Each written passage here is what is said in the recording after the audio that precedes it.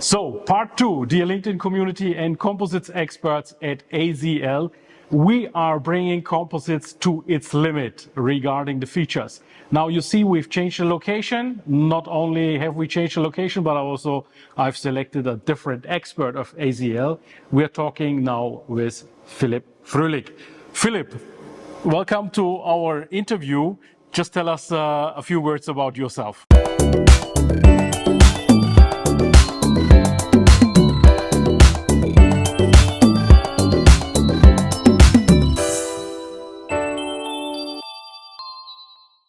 Thank you. Hello, Ilkay.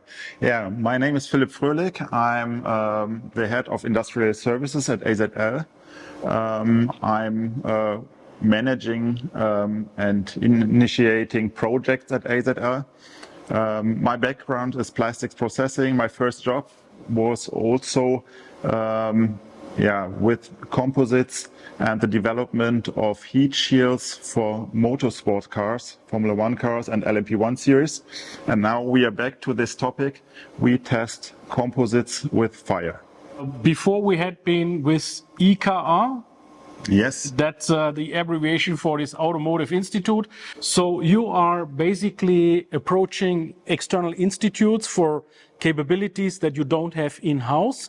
But right now we are in a location which belongs more or less to AZL. This is the Conbility, a separate sister-daughter company. Tell us, where are we right now? Yeah, we are here at the tech center of Combility. Combility is a sister company of the AZL. AZL is a tech center on the RWTH campus. And we coordinate projects for the composite industry, for the lightweight industry, with the institutes of the campus and with companies. Combility is one of our partner companies, and here we have the opportunity to install our test up for fire testing, and that's where we are. Tell us, Philipp, what do we expect now? What tests are we going to make here? So we are lighting up and firing up some materials. Tell us which materials and what is the test about? Okay. The test is about testing materials for battery casings. So we developed these tests to get experience with different materials, to compare different materials for the opportunity to use them in battery casings for electric vehicles. We have developed two different tests. One test uses a gas burner to put a flame on our specimen, and while we are heating the specimen, we put some tension on the specimen. So, Philipp, this is really exciting, what's going on in the electromobility, and I'm really happy to see that the industry is basically testing all the variables available. But you have pre-informed me that we are going to do another test. Can you explain us what do you have prepared for today? During the development project of the tension fire test, we discussed a lot of details with our OEMs and tiers in the consortium, and they were curious about what is the impact of particles during some runaway on the surface of a battery casing lid. And so we further developed a test. So now, what we have heard from Philipp, we have great tests here lined up, and I'm really eager to see. Back to my old business where we had a lot of to do with fire protection and with heat insulation. I'm seeing also some heat insulation materials and blankets here that are in use by the experts when firing up. Let's see what happens with the materials first, and then we will see the blasting test.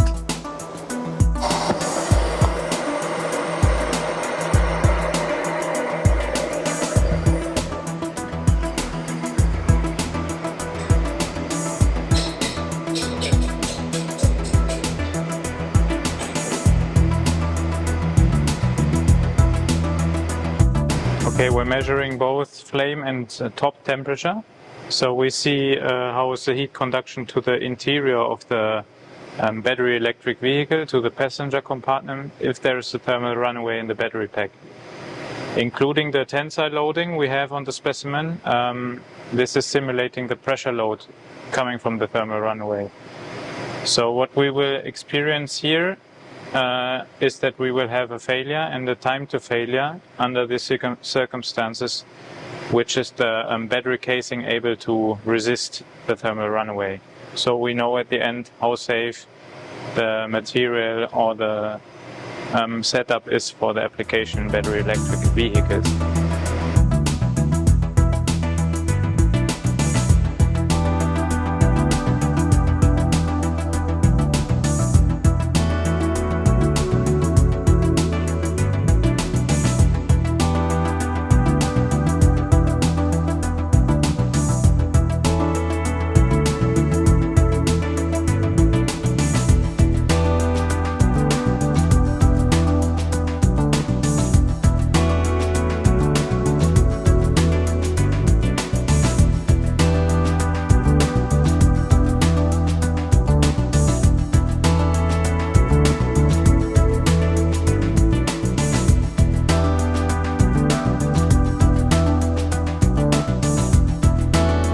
We are going to show you now is our blast testing. So this blast testing was calibrated with real live prismatic cells. So we will eject here with the air blasting gun particles onto the specimen surface after a heat up time of 80 seconds. So this is what we will gonna demonstrate you. This is what we use for the particle blast. So they are glass bubbles in the same size as particles you would expect to come out of a prismatic battery cell. This is weighted so that we have a height here, that we also reach the approximate mass flow of what we see from the blast testing with the real cells. So in this moment we're ready to test.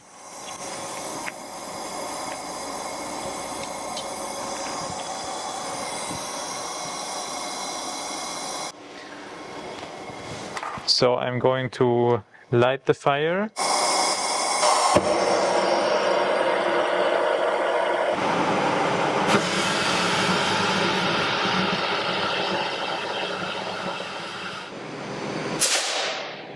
Yeah. So this is a random matte material, random matte composite material. And now we are looking into if it survived the blast or not. You see here that there is damage to the surface.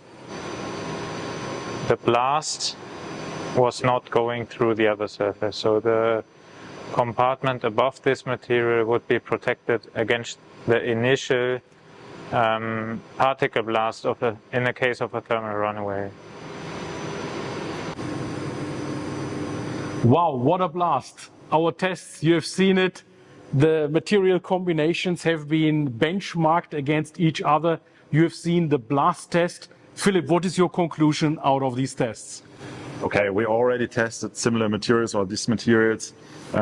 We overall tested more than 50 materials. The tests are now available after development for everybody. So please feel free to contact us if you are interested in these tests and in the comparison to different materials. Yes. What we learned and what we already have seen today is that long fibers have some advantages.